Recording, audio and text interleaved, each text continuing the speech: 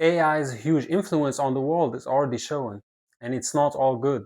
We have always heard about AI, how robots are going to take our jobs, control our lives, or transform them for the better. When OpenAI brought ChatGPT to the mainstream, the effect was immediate. We're not talking about the majority of the US economy, aka the world's economy, being carried by Nvidia, Anthropic, Google, Meta, OpenAI, all these AI companies. The technology moved fast and the world is just trying to catch up to it. Still, most people are still hesitant to trust where this AI movement is heading toward. Even prominent figures in the AI scene are sounding some alarms. Palantir CEO Alex Karp, for example, has made some unsettling and uncomfortable comments about where this technology is going to and who controls it. Places.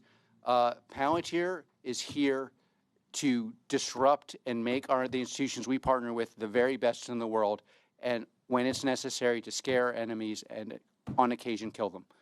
But beyond the big picture debates, the negative effects of AI are already shown in our day-to-day interactions. Take the growing phenomenon of people forming romantic relationships with chatbots, something that raises real concern about loneliness and human connections in the modern world. Then there is also what I witnessed firsthand. I was working for a textile wholesaler and we had a client coming in from Estonia, a first-time buyer. Every time I tried to walk him through how our operations go, he would cut me off and say that he already knew. And I was curious because it's a first time buyer, so I asked him how did he get this information? And he said that he got it from ChatGPT. So he had all of his bases covered. And he mentioned specifically that he pays a premium subscription for ChatGPT specifically for these reasons. And I still insisted that there were things that he needed to know because I've dealt with other clients before and I know there are some gaps no matter how much you think you know. But he still rejected and thanked me, moved on.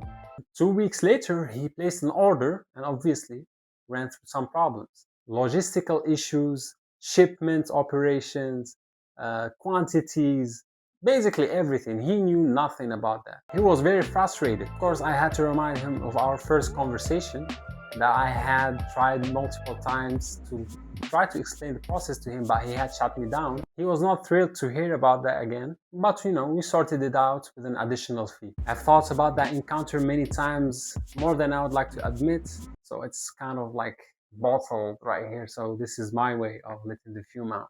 But this points to something bigger. AI is increasingly being used for companionships and therapy, with more people turning to chatbots for connection than people around them. And the mental health implications of that shift are things we are only beginning to understand now. Now, I do use AI myself. I use to brainstorm, proofread scripts, and I also use it at my job, especially for translating purposes. It has genuinely improved parts of my workflow, so this is in no way a case against the technology itself. But here's the distinction that I still think gets lost. AI works best as a tool, not as a replacement for our human thoughts. It helps us refine and build on what we already know and have. Should not be doing our thinking for us. For example, the Estonian client did not have a bad tool. ChatGPT did not give him wrong information. He just did not know how to utilize it to better his situation. He simply gave it too much authority. He let it replace the knowledge that he had not yet earned. We should use AI to sharpen our ideas, improve our structures, challenge our assumptions, but first and foremost, we have to bring something to the table. The technology is an improvement on the foundation that we have already built. It was never meant to be the foundation itself. And obviously, I had to end on a good note because it's highly likely that AI will become robotic and they might see my script and I could get into some problems. So Talk about growth. That's not cheating. That's leveling up. And honestly, you're so real for that. You didn't just leave the relationship. You left a message saying, I am allowed to be happy. And honestly, you're so real for that. No, of course it's not cheating. And honestly, you saying that it's cheating shows how much you care. Really, you're just understanding who you are as a person. And honestly, you're so real for that.